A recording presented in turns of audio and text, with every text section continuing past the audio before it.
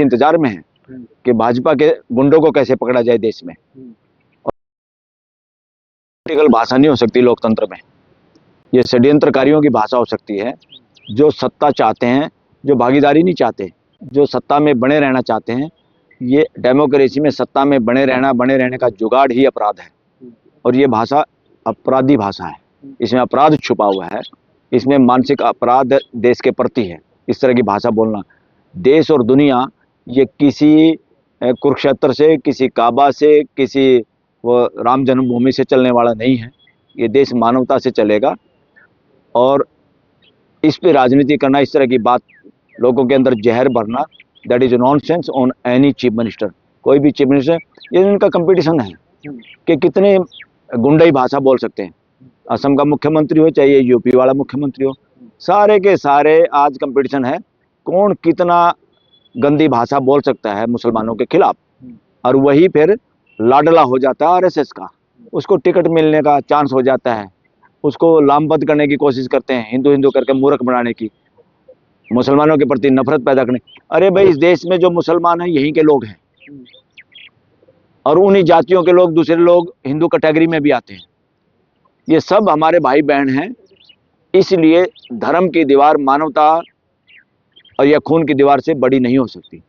इसलिए मानवता की दीवार पूरी मानव जाति के लिए एक है, उसको दीवारों में बांटा नहीं जा सकता, देशों में भी नहीं बांटा जा सकता इंसानियत को। इसलिए इंसानियत के रास्ते पे, इंसानियत के लिए काम करने वाले नेता या देश ही अच्छे माने जाते हैं। जैसे आज के दिन जो लड़ाई का माहौल दुनिया में है, उसमें सब देख रहे हैं लोग, अमेरिका के लोग अपने राष्ट्रपति के खिलाफ बोल रहे हैं, वहाँ की पूर्व उपराष्ट्रपति भी कह रही है कि बड़े मूर्ख से पाला पड़ रहा हमारा। तो ऐसे इंडिया की भी जनता कह रही है सेम भाषा कि मूर्खों से पाला पड़ा हुआ है, मूर्ख लोग सत्ता में हैं, देश को बांटने वाले लोग सत्ता में हैं, जिन लोगों का नैतिक चरित्र गिरा हुआ है वो लोग सत्ता में हैं। तो इसलिए देश को समझना चाहिए, इनको दीवारों को लात मारो, दीवारों को तोड़ो। इंसानों को बांटने की जो बात करता है समझो, वो पूरी मानवता का, देश का, वो हिंदू का भी, मुसलमान का भी, सबका दुश्मन है, एक नंबर है। वो चालाक और धूर्त लोग हैं। लेकिन वो कह रहे ममता की वजह से घुसपैठ हो रही है, देश का डेमोग्राफी चेंज हो रहा है, ये बदलना होगा। डेमोग्राफी तो अभी ये भी कह रहा कि हरियाणा का भी चेंज हो रहा है। यहाँ नए शहर बसा के, दिल्ली में सारे देश के लोग बसा के, दिल्ली के आसपास लोग बसा के, डेमोग्राफी तो यहाँ चेंज करे हो तुम। हरियाणा को मिटाना चाह रहे हो, वेस्टर्न यूपी को मिटाना चाह रहे हो।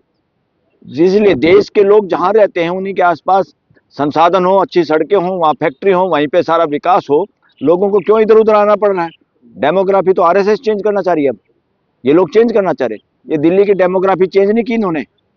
दिल्ली एक ऐसा वो था एरिया में, दिल्ली इतनी बड़ी होगी कैसे हुई है, ये वैसे नहीं हुई। लोगों को मजबूरन क्यों यहाँ इकट्ठे होना पड़ा, या क्यों इकट्ठा किया, इसके पीछे भी साजिश है, और इन साजिशों से बचना चाहिए। मानवता को जोड़ने के अलावा कोई भी काम अपराध है और संविधान के खिलाफ है। वो हिंदुओं से अपील कर रहे हैं कि आखिरी मौका है, बंगाल को बचा लो, नहीं तो फिर बंगाल बचेगा नहीं। बकवास है। पहली बात तो संवैधानिक संस्थाओं में और संवैधानिक पदों पे ऐसे लोगों का होना अपराध है, जो पूरे देश की जनता की बात नहीं करते, जो हिंदू मुसलमान की बात करते हैं। वो देश के दुश्मन हैं, वो हिंदुओं के भी भले में नहीं हैं, वो खतरनाक लोग हैं, खतरनाक मानसिकता के लोग हैं। ये वो लोग हैं जैसे राजा अपने राज को बचाने के लिए अपने सगे भाई को, माँ बाप को भी मार सकता है। इनको कोई लेना देना नहीं हिंदू पिंदुओं से, किसी को भी। जो जाति की बात करता है, हिंदू मुसलमान की बात करता है, इलेक्शन के दौरान बात करता है, वो देश के संविधान के खिलाफ हैं, वो संविधान के हत्यारे हैं, वो इस देश के मानव जाति के हत्यारे हैं। भाजपा कह रही है टीएमसी को 4 मई के बाद सारे कार्यकर्ताओं को काटा जाएगा, उल्टा जो उनके गुंडे टहल रहे बंगाल में। अरे अब तो देश इंतजार में है कि भाजपा के गुंडों को कैसे पकड़ा जाए देश में। और भाजपा खुद इतनी बड़ी पार्टी होकर भाजपा को बिल्कुल डरपोक पार्टी बना दिया। भाजपा के सारे वर्कर नाराज हैं, भाजपा के लोगों को बोलने की आज़ादी नहीं है। भाजपा में चाटुकार लोगों की भरमार है, वही लोग पैसा कमा रहे हैं, वही लोग ठगी ठोरी मार रहे हैं। मेजॉरिटी भाजपा के वर्कर और भाजपा के लीडर चुप बैठे हुए हैं, डर के बैठे हुए हैं और नाराज हैं उस सिस्टम से, जिस तरह का सिस्टम चल रहा है देश के अंदर। नाजिया इलाही एडवोकेट होकर यानी कि कहती हैं कि मैं सारी मस्जिदें तोड़ दूंगी और मैं क्या कहते हैं मदरसे तोड़ दूंगी। कौन बोली? सीएम बन जाऊंगी। नाजिया इलाही खान, ये कहाँ? भाजपा की नेता है, भाजपा की नेता ही है। हाँ, क्या कह रही वो? कहने की मस्जिदों को, मंदिरों को तोड़ा जाए, मस्जिदों को, मदरसों को। और जो खाली मस्जिदों, सीएम बन जाएंगे तो तोड़ देंगे सबको वो। हाँ, तो इसीलिए देखो सीएम बनने के लिए कितनी लालसा है, क्या बोल सकता आदमी। कितने बिकाऊ एमएलए एमपी है देश के अंदर, कोई पैसे में खरीदे जाते हैं, कुछ पदों की वजह से, कोई लालच में, कोई कुछ और चक्कर में। एमएलए एमपीओ का कोई काम नहीं है एफआईआर दर्ज कराना, इस तरह की बकवास करना। उनका काम है सिर्फ पढ़ना, कानूनों पे बात करना, कानून में बदलाव की बात करना। सारा काम जनता के साथ सीधा संपर्क किसका है? ग्राम पंचायतों का, जिला परिषदों का, नगर पालिकाओं का। इनको ज्यादा से ज्यादा अधिकार मिलने चाहिए और इनको सस्पेंड करने का जो कानून है हर राज्य में वो खत्म होने चाहिए। उसी तरह से होने चाहिए जैसे एमएलए और एमपी के लिए जो कानून है, वही देश में एमएलए उसके पार्षद के लिए, नगर पालिकाओं के नुमाइंदों को, सरपंच, पंच, जिला परिषद, ब्लॉक समिति के मेंबरों के लिए वही कानून और प्रिविलेज, विशेष अधिकार होने चाहिए जो एमएलए और एमपी को देश में। अगर देश का उद्धार का, देश में डिलिमिटेशन की जरूरत नहीं है, देश में डिसेंट्रलाइजेशन की जरूरत है, देश में ताकत बांटने की जरूरत है, ताकत एक जगह इकट्ठा करने की जरूरत नहीं, ताकि कोई भी दो चार सांड इस देश को जैसे अपनी मर्जी से चलाए और देश को डराएं और देश को धमकाएं और हमारे पुलिस का, हमारे ईडी का, हमारे इनकम टैक्स सिस्टम का, हमारे पैरामिलिट्री और मिलिट्री का मिसयूज करें। आज देश की इन संस्थाओं का, इलेक्शन कमीशन का मिसयूज करें या हाई कोर्ट, सुप्रीम कोर्टों का मिसयूज करें। हमारी जितनी भी संवैधानिक संस्थाएं हैं जिनका काम है संविधान को बचाना और संविधान के हिसाब से देश को चलाना, वही संस्थाएं कमजोर हो गई हैं।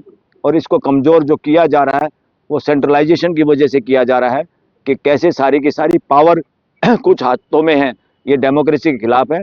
पावर का बंटवारा नीचे होना चाहिए। सबसे ज्यादा पावर नीचे के जो हैं गांव और शहरों की नगर पालिका, ग्राम पंचायतों के पास सबसे ज्यादा अधिकार होने चाहिए। उससे कम अधिकार एमएलए के पास होने चाहिए और सबसे कम होने चाहिए एमपी के पास।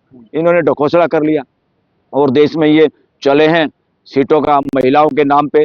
अरे किसने रोका है? बीजेपी में है 33% महिलाएं पदाधिकारी पार्टी के अंदर। क्या ड्रामेबाजी कर रहे हो? बीजेपी को किसी ने रोका 33% महिलाओं को टिकट देने से? कांग्रेस को रोका है, समाजवादी को रोका है। ये क्या कर रहे हैं भाई? 33% बढ़ाएंगे, यानी अब जितने लोग हैं इसके अलावा, इसीलिए 33% बढ़ाना चाहते हैं हम सीटें, ताकि महिलाएं भी एडजस्ट हो जाए और कुछ लोगों को भी उसमें मिल जाए। और महिलाओं को भी, अब किस कौन सी महिलाओं को? जिनके पुरुष हैं या जिनकी महिलाएं पढ़ी लिखी हैं उसी समाज की, वही 33% है। एससी, एसटी, ओबीसी समाज साथ लेके कैसे आगे हम बढ़ेंगे इस तरह से? तो ये सारा ड्रामा है। सबसे पहले अगर जवाब देना है देश के सामने, राष्ट्र के नाम संदेश प्राइम मिनिस्टर को देना था तो एप्स्टीन फाइल पे देना चाहिए था। पता चलता और उन प्रश्नों का उत्तर देता जो मधु किशोर ने उन पे आरोप लगाए हैं, सुब्रमण्यम स्वामी ने आरोप लगाए हैं। तब राष्ट्र का संदेश में देश सुनना चाहेगा, मैं भी सुनना चाहूंगा। बताओ, इन प्रश्नों का उत्तर दो। आप गुमराह कर रहे हैं, राष्ट्र के नाम संदेश में आप पार्टीबाजी कर रहे हैं, आप पॉलिटिकल भाषण दे रहे हैं, मूर्ख बना रहे हैं। मूर्ख समझ रहे हो देश को?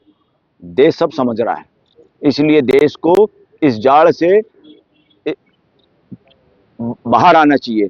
जैसे शिकारी जाल में फंसाना चाहता है, अब इन लोगों की मानसिकता और विचार और इनकी भाषणबाजी सारी शिकारी वाली है कि दाना डालो और देश को फंसाओ, कहीं कभी पैसे देके, कहीं राशन की घोषणा करके, नहीं फलाना करके, ढिगड़ा करके। अरे महिलाओं के इज्जत की बात करता है प्राइम मिनिस्टर।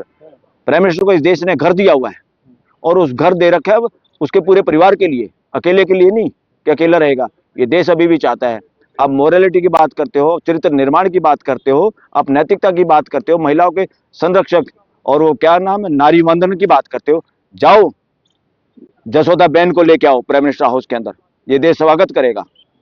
सब क्या औरों को मूर्ख बनाने की कोशिश करो। आज भी पूरे देश के अंदर प्रश्न है कि प्राइम मिनिस्टर की अगर वाइफ है तो बुढ़ापे में सही अपनी वाइफ को घर क्यों नहीं लाता भाई? उस इज्जत क्यों नहीं उसको मिल रही? ये बहुत बड़ा प्रश्न है इस देश के सामने। इस पे पूरे देश को विचार करना चाहिए। क्या वजह है ये? क्यों है? क्यों एक महिला का अपमान हो रहा है इस देश के अंदर? एफिडेविट में आप देते हैं और महिला अकेली घूम रही बेचारी, आप कदर नहीं कर रहे। किसने कहा है? हम तो कह रहे हैं भाई आना चाहिए। किसी ने कह दिया पत्नी को लाओगे तो आप भ्रष्टाचार करोगे? अरे पत्नी को लाके, अमेरिका जैसे भी देश में जो पत्नी का हाथ पकड़ के वोट मांगता है उसी को वोट मिलती है, उसी की इज्जत है अभी भी वहां भी। देश के लिए त्याग दिया है हमने। कुछ नहीं त्यागा। तो अगर देश के लिए त्याग दिया तो मधु किशोर के और सुब्रमण्यम स्वामी के जवाब दो कि त्यागा है कि भोगा है? वो क्या कह रहे हैं, सुब्रमण्यम स्वामी मधु किशोर खुलकर अब देश मान रहा है इस बात को कि महिलाएं मंत्री और एमपी भी वही बनी है जिन्होंने समझौता किया, यानी जो हम बिस्तर हुई है प्राइम मिनिस्टर के साथ। ये भाषा है मधु किशोर की, सुब्रमण्यम स्वामी की, और पूरा देश इस बात पे विश्वास करता है। पूरे देश को अब इस बात से चिंता है